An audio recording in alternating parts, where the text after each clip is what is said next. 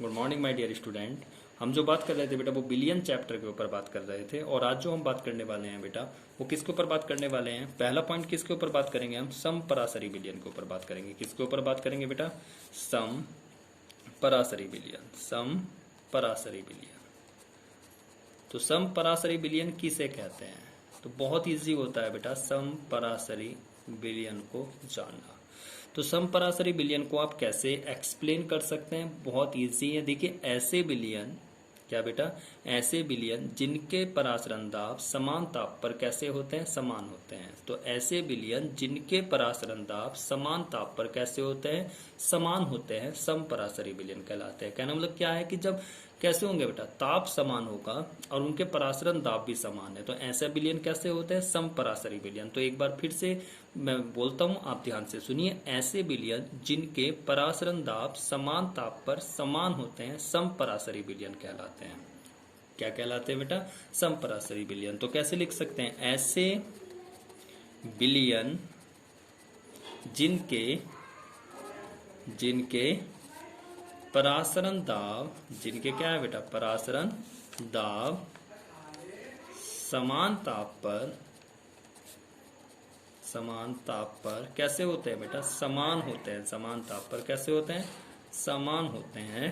क्या कहलाते हैं, समपरासरी बिलियन कहलाते हैं। समपरासरी बिलियन कहलाते हैं। फिर से देख लेते हैं, ऐसे बिलियन जिनके परासरण दाब समान ताप पर कैसे होते हैं, समान होते हैं, समपरासरी बिलियन कहलाते हैं। ठीक है बेटा। अब तुम्हें क्या याद रखना है ना, जिस बिलियन का है ना बेटा, जिन बिलियन के समान ताप पर परासरण दाब अधिक होते हैं, कैसे होते हैं, अधिक होते हैं, उन्हें क्या कहते हैं, अति परासरी। कैसे कहते हैं बेटा, अति समपरासरी बिलियन कहते हैं। और जिनके परासरण दाब क्या होते हैं, कम होते हैं, उन्हें क्या कहते हैं बेटा, उन्हें अति नहीं कहते, अल्प समपरासरी बिलियन कह देते हैं। क्या कह देते हैं, अल्प समपरासरी बिलियन कह देते हैं। तो आपको तो मेनली जो परिभाषा याद रखनी है वो किसकी रखनी है, कभी कभी 1 मार्क्स में आ जाती है कि समपरासरी बिलियन किसे कहते हैं। तो समपरासरी बिलियन किसे कहते हैं, ऐसे बिलियन जिनके परासरण दाब समान ताप पर समान होते हैं, समपरासरी बिलियन कहलाते हैं। देखिए बेटा दूसरा पॉइंट इसमें क्या आता है, दूसरा पॉइंट इसमें आता है अर्ध पारगम्य झिल्ली। क्या आता है बेटा, अर्ध पारगम्य झिल्ली। अर्ध पारगम्य झिल्ली। अब अर्ध पारगम्य झिल्ली किसे कहते हैं, देखिए बेटा इसको याद रखना बहुत आसान है।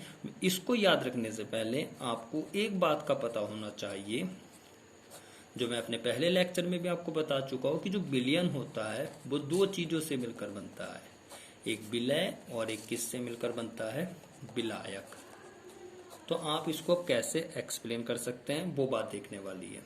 तो अर्ध पारगम्य झिल्ली किसे कहते हैं, ऐसी झिल्ली जो बिलियन में से, ऐसी झिल्ली जो बिलियन में से विलायक के अणुओं को क्या करती है बेटा, जाने देती है, लेकिन विलय के अणुओं को नहीं जाने देती है। मान लीजिए आपके पास एक बीकर है और यहाँ पे आपने एक झिल्ली लगाई है सपोज, और क्या करा है बेटा, इस झिल्ली को हम क्या कह रहे हैं, अर्ध पारगम्य झिल्ली। अर्ध पारगम्य झिल्ली। अब इस झिल्ली में क्या है बेटा, इधर बिलियन भरा हुआ है और इधर क्या है बेटा, ये बिलियन भरा है। अब बिलियन कितनी चीजों से मिलकर बना है, विलय प्लस विलायक।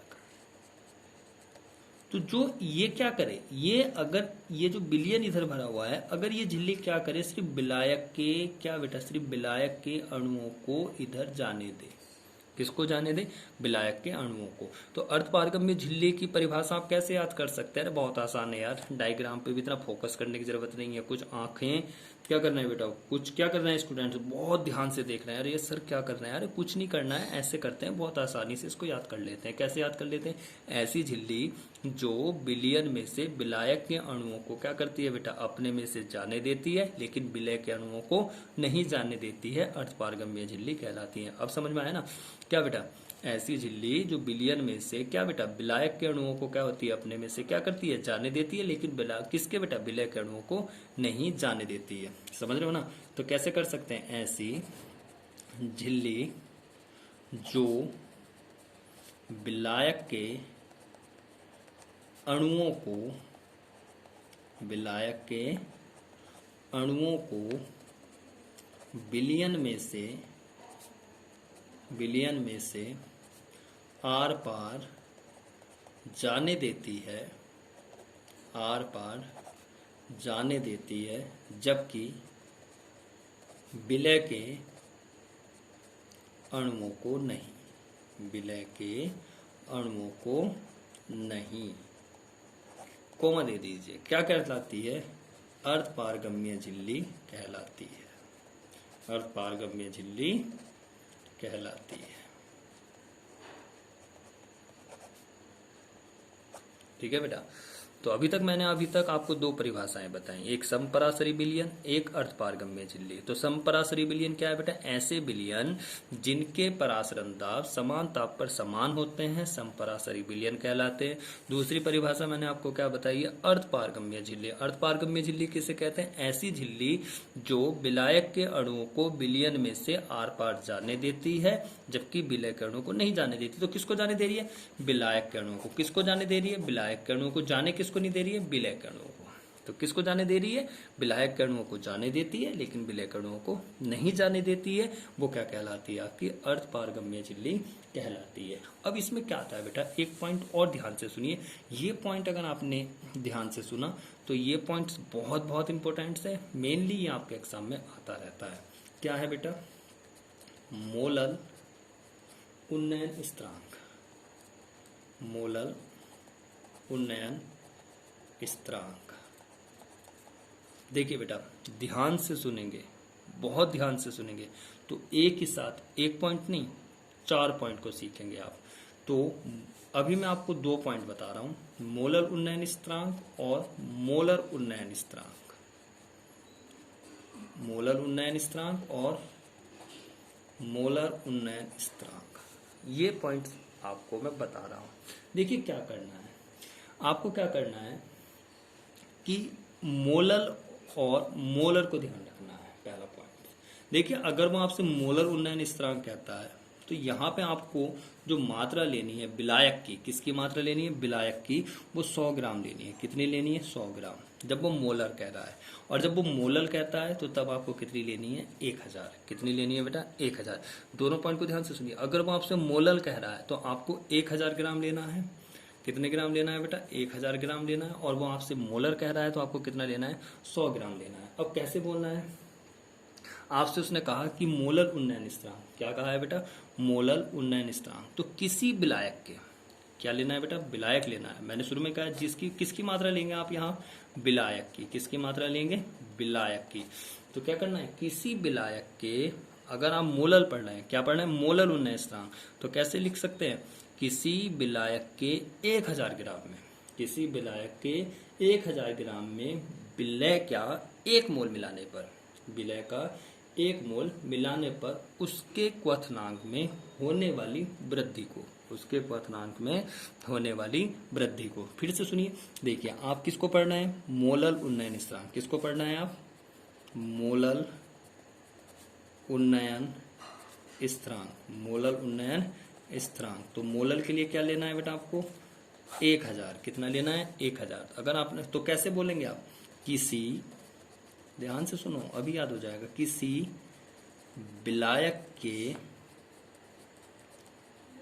1000, मोलर में कितना लेना है? 1000 ग्राम में, 1000 ग्राम में विलय को घोलने पर या मिलाने पर, विलय को मिलाने पर क्वथनांक में होने वाली वृद्धि को, क्वथनांक में होने वाली वृद्धि को क्या कहते हैं बेटा? वृद्धि को मोलर उन्नयन स्थिरांक कहते हैं, मोलर उन्नयन स्थिरांक कहते हैं। ठीक है बेटा। तो जब आप किसकी बात करेंगे? मोलर की। और ये बात याद रखिए, उन्नयन स्थिरांक को, चाहे वो मोलर उन्नयन स्थिरांक हो चाहे मोलर, इसको हमेशा केवी से प्रदर्शित करते हैं। कैसे प्रदर्शित करते हैं? केवी से। तो जब आपसे वो क्या पूछ रहा है? मोलर उन्नयन स्थिरांक। तो मोलर उन्नयन स्थिरांक में आपको क्या याद रखना है? 1000 ग्राम। कितना याद रखना है? 1000 ग्राम। तो अगर वो कहता है मोलर उन्नयन स्थिरांक को परिभाषित कीजिए, तो आप क्या बोलेंगे? किसी विलायक के 1000 ग्राम में, किसी विलायक के 1000 ग्राम में विलय को मिलाने पर क्वथनांक में होने वाली वृद्धि को क्या कहते हैं? मोलर। अब वो कहता है मोलर उन्नयन स्थिरांक को परिभाषित कीजिए। तो कुछ नहीं करना है बेटा, बिल्कुल सेम यही लिखना है, सिर्फ 1000 की जगह क्या कर देंगे? 100 ग्राम। समझ गए ना? 1000 की जगह क्या कर देंगे? 100 ग्राम। तो मोलर को कैसे बोलेंगे? किसी विलायक के 100 ग्राम में। अब 1000 नहीं बोलेंगे, 1000 कब बोलेंगे? जब वो मोलर कहेगा। लेकिन जब मोलर कहेगा तो परिभाषा इसी तरह लिखनी है, सिर्फ 1000 की जगह क्या कर देना? 100 ग्राम। तो किसी विलायक के, मोलर को कैसे बोलेंगे? मोलर को कैसे बोलेंगे? किसी विलायक के 100 ग्राम में विलय को मिलाने पर, किसी विलायक के 100 ग्राम में विलय को मिलाने पर। समझ गया ना? अब मोलर कहेगा तो मोलर में क्या कहेंगे आप? किसी विलायक के 1000 ग्राम में विलय को मिलाने पर। मोलर में क्या कहेंगे? किसी विलायक के 100 ग्राम में विलय को मिलाने पर क्वथनांक में होने वाली वृद्धि को मोलर उन्नयन स्थिरांक कहते हैं। तो सेम परिभाषा है। मोलर और मोलर का फर्क देखिए, मोलर को क्या लिखना है? 1000 ग्राम लिखना है, और मोलर को कितना लिखना है? 100 ग्राम। तो ये चारों परिभाषाएं आप बहुत अच्छे से पढ़िए, इनको याद करिए। वैसे तो याद हो गई हैं, लेकिन फिर भी इनके लिए थोड़ा सा टाइम निकाल के 2-3 मिनट आप इनको एक बार माइंड में अपने रिवाइज करिए। ठीक है बेटा? और आगे इसमें बहुत इंपॉर्टेंट 2 क्वेश्चन आने वाले हैं जो कंफर्म है, बहुत बहुत ज़्यादा इंपॉर्टेंट्स हैं, और मेनली वो आपके एग्जाम में आते ही आते हैं। एक क्या? राउल्ट का नियम, एक हेनरी का नियम। तो राउल्ट के नियम पे मैं अपने नेक्स्ट लेक्चर में बात करूंगा। ठीक है बेटा? Okay, thank you.